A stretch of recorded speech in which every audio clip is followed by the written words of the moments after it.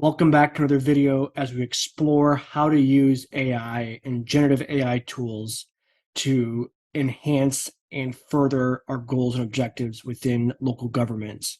For the last couple of weeks, we took some breaks from ChatGPT specifically, and we looked at other AI tools like Claude, VScope, Perplexity. Well, ChatGPT just released a really wonderful new feature that I want to show you this and show you how you might be able to use this in maybe a way that you haven't quite thought of before. So we're here in Google Maps, and all I'm going to show you here is this wonderful Google Map image of downtown Chattanooga, Tennessee. You have the Ross's Landing. It's a beautiful river walk down there. And what we're going to do is we've already created and taken a screenshot of this using the snipping tool. And so I'm going to go here into ChatGPT and I have my prompt already lined up. And I'm just going to say, imagine that we're a community events coordinator for the city of Chattanooga. We're going to plan a festival at or near Ross's Landing. And I want it to help me identify the band stage, carnival parking, or carnival parking, first responders, and maybe some other things we haven't thought of yet. So we'll click on this image right here, which is available now to ChatGPT Plus users. I have the screenshot. We're going to upload it, hit enter. Basically what this is ChatGPT now has the ability to analyze images. And so we're going to see is we just take a simple screenshot, and there's some text in the screenshot as well too from Google Maps. So it's going to filter that kind of thing in, but it's going to help us identify where to put these different things. So it says the band stage could be at Ross's Landing, the open space, the carnival, the green space adjacent to Ross's Landing might be a good spot for it. For parking, we can use Bright Base Pay to Park at 224 Walnut. So for the first responders, it's saying maybe the space near Pier 2 at the landing looks to be easily accessible and can be used as a makeshift emergency response station. Food and beverage, the stretch of land between River Bend Festival and Agave and Rye. So again, it's identifying these different areas based on stretches of land, talking about restrooms and sanitation, where we should put those kind of things out at all. So it's giving me a whole lot of information just based on the screenshot that I took of the Google Maps, right? There's no other context given, just said, here's a Google Maps image, tell me where I can do this. It's even tell me maybe some children's area could be designated. And it's giving me, I think, up to 10 different areas as backup plan for rain, in case it rains here, making arrangements with nearby indoor venues like Tennessee Aquarium or Hunter Museum of American Art. So again, a lot of different information it can give me just from one image that I took, a screenshot at that. So let's also ask it here, and let's say we were concerned about security, okay?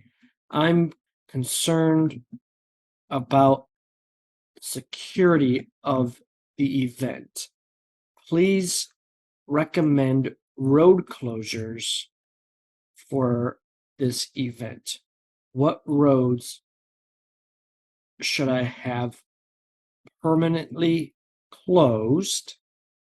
Also, bear in mind that I need to create a traffic management plan too. Please help me do that. Estimated attendance is over, let's say, over 15,000.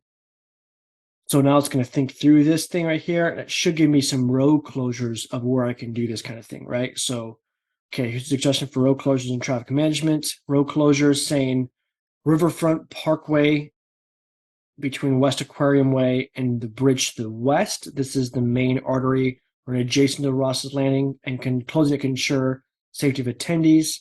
Chestnut Street between First and Aquarium Way.